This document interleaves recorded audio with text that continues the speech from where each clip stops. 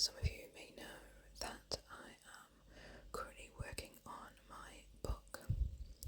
So it's a bit of a passion project. There's a lot of me in this book. I've been working on it for the best part of the year, although not solidly. So I thought I would attempt to read the first chapter for you. It's very much a work in progress. I'm constantly rewriting, editing, adding, removing, and I've recently reworked this chapter, so I'm just kind of testing it out. I'm sure if I ever finish this book, I will edit this chapter some more. The first chapter being one of the most important chapters, of course. So, I will stop waffling and I will get on with reading. Chapter 1. Wake Up. Idis awoke from a nightmare on the bank of a river.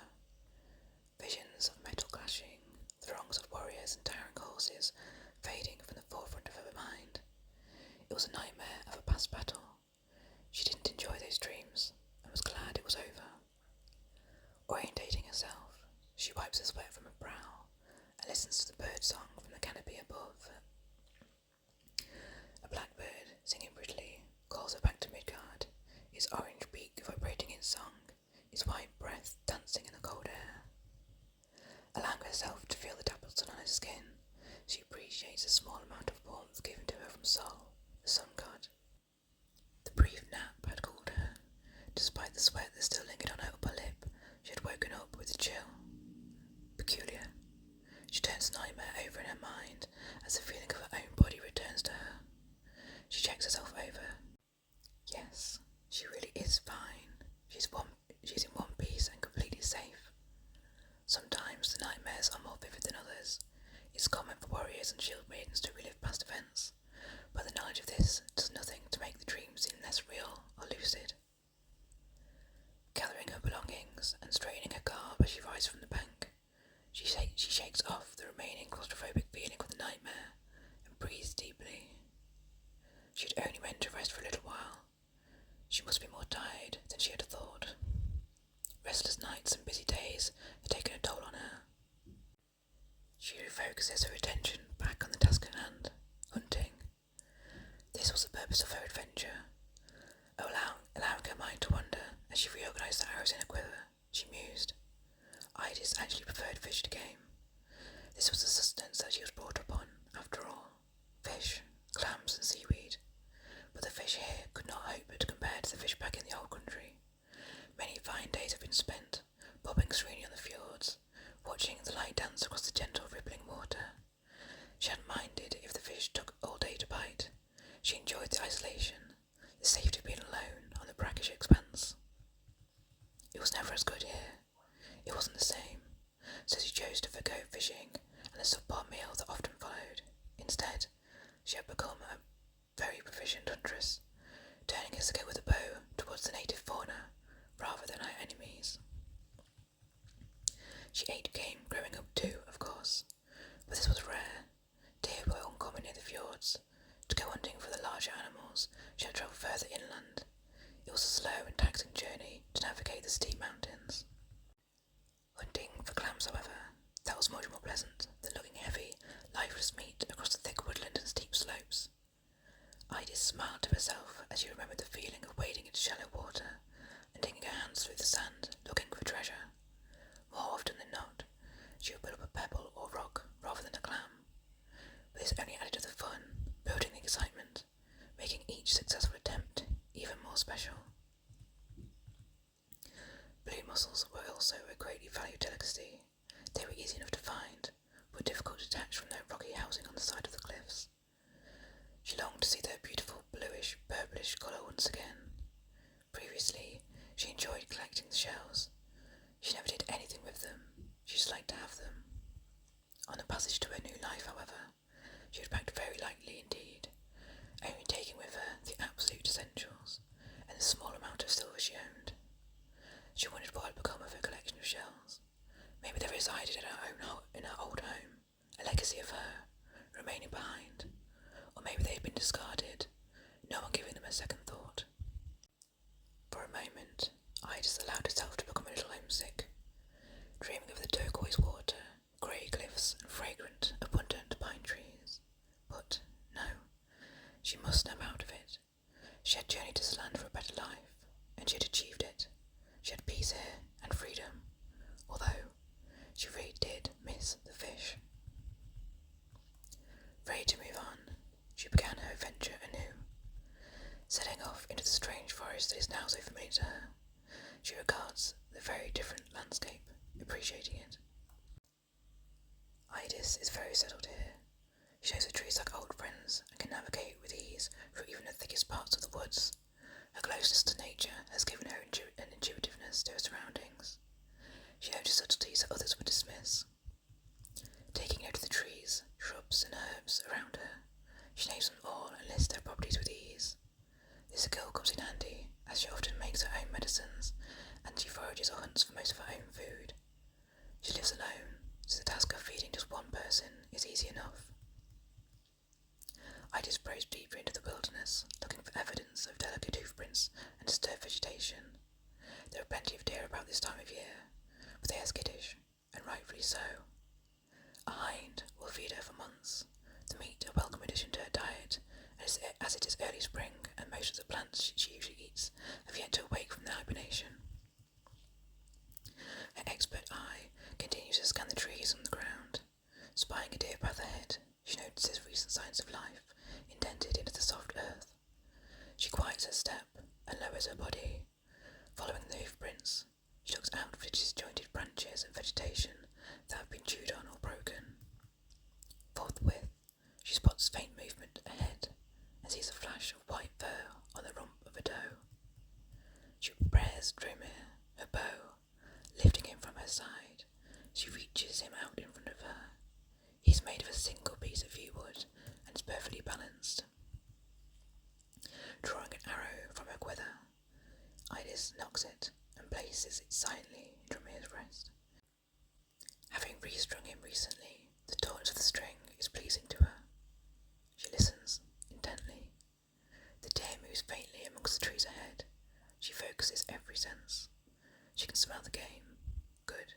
This means she's downwind. She hears a faint crack coming from the far right. Her heart rate rising. She checks her peripheral vision, but does not take her eyes from the hind ahead of her. She is aware of something faintly in the direction of the crack, but cannot make it out. Her prey also senses the new threat, and his body stiffens, ready to sprint. She doesn't hesitate. She takes the chance. If she doesn't act now, her dinner will spring and dart away, alerting all of the deer in the area to the presence of huntress. She draws back Dromir's string and releases the arrow with deadly precision. The arrow flies almost silently, hits the target. The hind remains upright for a tentative second before ebbing to the ground, its heart stopped instantly. Its last breath takes leave and is lost forever into the trees. Not caring now whether she makes a sound, Idis swiftly comes to the deer's side. She confirms her kill and says a prayer of thanks to the deer for the life that is given. She will take a piece of heart, liver, and flesh for Ullr, the god of hunting and archery, as an offering later. Remembering the faint crack that caused her to shoot prematurely, she pivots on her haunches. Crack. There it is again, but louder and closer. Come out. You're stealthy as a fox in heat. Idis calls calmly, but subtly she draws another arrow and tightens her grip on Dromir. Ivor is not known for stealth. He's known for strength and steadiness. He has a calm head in battle and a good mind for tactics and strategy, but he's less skilled at being subtle. As a large man with big feet, he's more suited to holding a shield and an axe or sword in battle than moving swiftly through the undergrowth. Preferring the chase, kill, and butchering to the delicateness of looking for prey, Ivor is not the best hunter in the clan. Regardless, he's a good enough archer. He carries a bow on his back and a blade at his side. Ivor had been trudging through the forest all morning, his feet sinking clumsily into the mud and soft leaves beneath him. He didn't much enjoy stepping over fallen branches and clambering over brambles. Feeling as if he was going in circles, he'd not seen as much of a rabbit. He was about to give up for the day when he spotted her.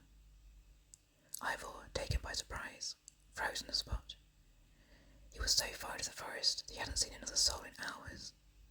He watched as the sun catches her hair, and he enjoyed the strength of her arm as she pulled back the string of her bow. He can't help but step forward towards her and awkwardly steps on a branch. Crack. He realises his stupidity, and he sees the hind that is destined for her arrow. His heart stops, and he freezes once again and holds his breath. Her form is excellent, her aim is true, and it's over before he can gather his jaw from off the floor. It's a rare instance when Ivor is lost for words. He's usually quick-witted, but the sight of the woman gives him the impression that his mouth is full of thick, sweet honey, all the sweeter for seeing her. "Are you dumb as well as stupid?" she calls. "You nearly made me lose my dear." She gives fair warning. "Show yourself and identify yourself." Knocking the arrow on Tremere, she draws her bow tightly. "Whoa, it's okay," he splutters, stepping out from behind the vegetation with his hands raised. "I'm Ivor. We're from the same clan." She breathes and relaxes her muscles, lowering Tremere, and slackening his string, she lets out a sigh of relief. She recognises him now. He's one of the warriors. She, too, was surprised to see another human out this far in the forest. She recalls seeing him around the village, but has never spoken to him before. "What are you doing this far out of the village?" he asks her, trying to break the tension. She glares at him. "What does it look like? Hunting." She allows herself to laugh a little as she points the arrow in her hand towards a slain animal by her side. Edith permits herself to relax further now the threat is past. He's not a member of a rival clan or a native Briton. The adrenaline starts to abate as she stands up straight and takes a better look at Ivor. He has strong features and fine lines on his face from being out in the elements. He has a few battle scars, which only adds to his appearance, making him more interesting and appealing. His long, straw-coloured hair is partly braided to keep it out of his face, and his beard is well maintained but still rugged. He's wearing good quality furs and leather armour, a sign of his rank. His sword rests in its sheath, and his bow is still strapped to his back. He was really unprepared, and you see that he was not intending to attack. He's no threat to her, but she doesn't entirely let her guard down. She places Tremere on her back and resheathes the arrow. Although she's put away her preferred weapon, she has her sword ready for action, hanging from her left hip. She's not well practiced or bonded with her sword, but she does know how to wield him. Their eyes meet for a moment, reading each other. "Same question to you," Iris asks him. "What are you doing this far out? It's not often I see others hunting this deep." Ivor answers honestly. "I wanted to get away from the barracks for a while. It can get quite loud there. Some of the lads were getting rowdy and horse-playing, so I thought I'd leave him to it." Folding his arms as he speaks, his biceps push outwards against his armour, revealing his strength. Hunting seemed like a good option to pass the time. Game was scarce close to the village, so I just kept going deeper, until I ended up here, with you. "You're probably scared of the game away with those big clumping boots." I just teased him. "Well, as you're here, you might as well make yourself useful." Ivor was more used to giving orders than taking them, but he winningly obliged her. He pulled out his knife and expertly sliced into the deer, cutting it easily, with skillful hands and quick, precise cuts. Idas admits to herself she was actually quite impressed. Maybe it wasn't such an oath after all. She stepped back and admired him working. His broad, muscular shoulders were apparent under his armour. She realised that a smile had crossed her face as she watched him working. He looked back at her and gave her a little flirtatious grin. "There, is that to your liking?" "Well," she said, returning his smile, "I suppose that will do. Take this as an apology for nearly ruining your hunt." He wiped the blood from his knife and placed it back in its sheath. "Apology accepted, if you let me carry it home." She had dropped her guard completely now, and felt strangely at ease with him. Maybe it was his good looks, or maybe it was his eagerness to please her. She hated to admit it to herself, but she liked him. Well, there you go. That is chapter 1.